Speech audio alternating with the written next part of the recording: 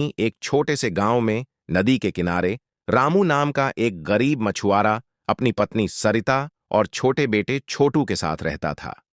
रामू दिन रात मेहनत करता, मछलियां पकड़ता और उन्हें बाजार में बेचता, लेकिन उसकी कमाई बस परिवार का पेट भरने में ही खर्च हो जाती थी।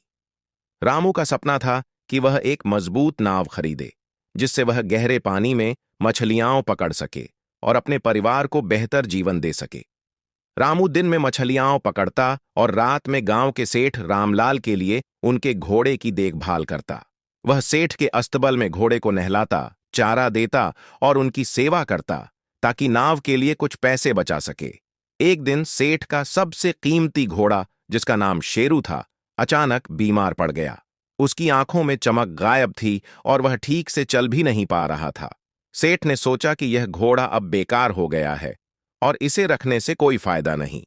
उसने फैसला किया कि वह शेरू को सस्ते दाम में एक व्यापारी को बेच देगा, जो उसे काट कर उसका उपयोग करेगा। सेठ ने रामू को बुलाया और कहा, रामू, यह घोड़ा अब किसी काम का नहीं, मैं इसे व्यापारी को बेच रहा हूं। रामू ने घोड़े की हालत देखी और उसका दिल पसीज गया। उसने सेठ से विनती की, सेठ जी, इस घोड़े को मुझे दे दीजिए, मैं इसकी देखभाल करूंगा। सेठ हंस पड़ा और बोला, रामू, तुम जैसे गरीब लोग मेरे लिए काम करने के लिए बने हो, न कि मालिक बनने के लिए। यह घोड़ा अब बेकार है, इसे भूल जाओ। लेकिन रामू का मन नहीं माना। सेठ के जाने के बाद वह व्यापारी के पास गया और बोला, यह घोड़ा मुझे बेच दो। व्यापारी ने मुंह बनाया और कहा, इसमें मेरा क्या फायदा। रामू ने जवाब दिया, आप यहीं रुकें, मैं अभी आता हूं। वह दौड़कर घर गया और सरिता से बोला, कुछ पैसे चाहिए, ये घोड़ा मरने वाला है, लेकिन मैं इसे बचा सकता हूं। सरिता ने अपनी जरूरत के लिए बचाए हुए कुछ सिक्के निकाले और रामू को दे दिए। रामू ने अपनी सारी जमा पूंजी, जो उसने नाव के लिए रखी थी, भी निकाल ली और व्यापारी को दे दी। उसने शेरू को खरीद लिया और घर ले आया। रामू ने शेरू की दिन रात देखभाल की। उसने उसे अच्छा चारा खिलाया, उसकी मालिश की और धीरे धीरे शेरू की हालत सुधरने लगी। कुछ हफ्तों बाद शेरू पूरी तरह ठीक हो गया। रामू ने सोचा कि अब वह शेरू की मदद से नदी के किनारे सामान ढोने का काम शुरू कर सकता है, जिससे कुछ अतिरिक्त कमाई हो जाए। लेकिन जब उसने शेरू को गाड़ी के साथ जोता तो शेरू जल्दी थक गया और ज्यादा वजन नहीं खींच सका। रामू निराश हो गया। उसने सोचा कि शायद शेरू को पूरी तरह ठीक होने में और समय लगेगा। उसने कुछ और दिन उसकी देखभाल की, लेकिन हालात नहीं बदले। एक दिन रामू उदास होकर नदी के किनारे बैठा था। तभी उसका दोस्त मंगल, जो सेठ के यहां काम करता था, उसके पास आया।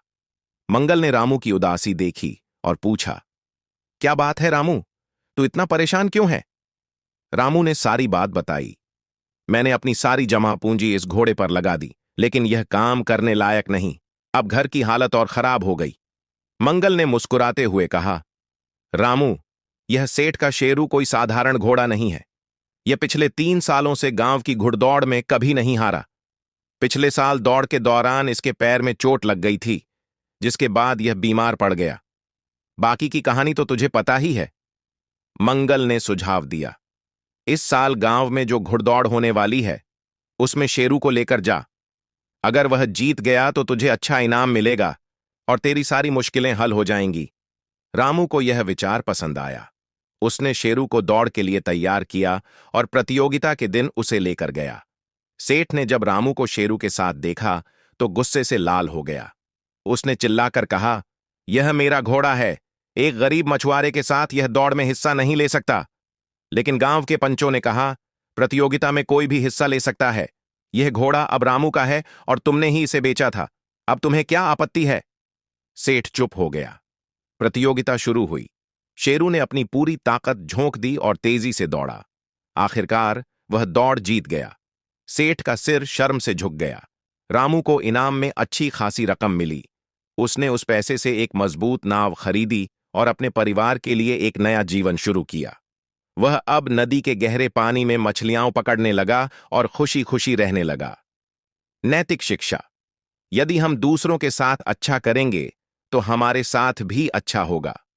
तो वीडियो को लाइक और चैनल को सब्सक्राइब जरूर करें।